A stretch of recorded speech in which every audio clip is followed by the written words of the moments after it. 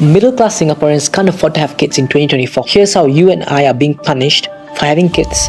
The wealthy are benefiting from it. To do this video, we need to first look back in time, because for most of history, people had a lot of kids. This made a lot of sense because these kids could work in the field and take care of their parents during old age. But now people are more aware that children cannot be used as retirement funds, because we are experiencing it now as the sandwich generation, and we don't want our kids to go through the same. Peter Zehan summarized the whole situation like this. When we were living on the farms, children were free labor. In an urban environment, children are an expensive hobby, and this hobby is for the rich, and it's a punishment for the rest of us. Here's why. We Asians feel a deep sense of responsibility to take care of our kids from their birth all the way till they get their first jobs. But these costs add up, and you're gonna vomit blood when I share with you the hidden costs attached to raising a kid in Singapore. But let's break down the normal costs first. First, we have the pregnancy and childbirth costs. Then there are costs associated with raising an infant or toddler. Then your kids go primary, secondary,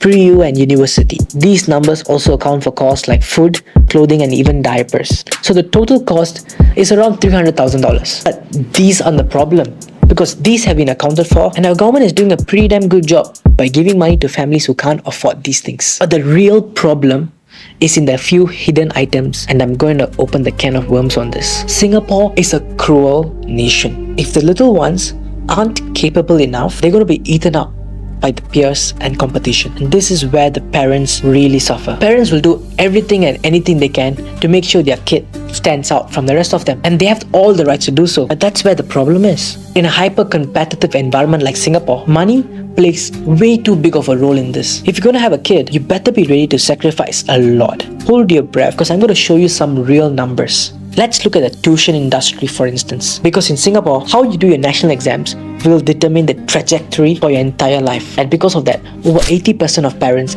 send their kids to tuition in primary school itself. Did you know that the tuition industry is a $1.4 billion industry, and it's 10% of what the government spends on the entire education system? And you can see some middle class Singaporeans are pulling their hair out and sacrificing on their retirement, hoping to give their child a fighting chance.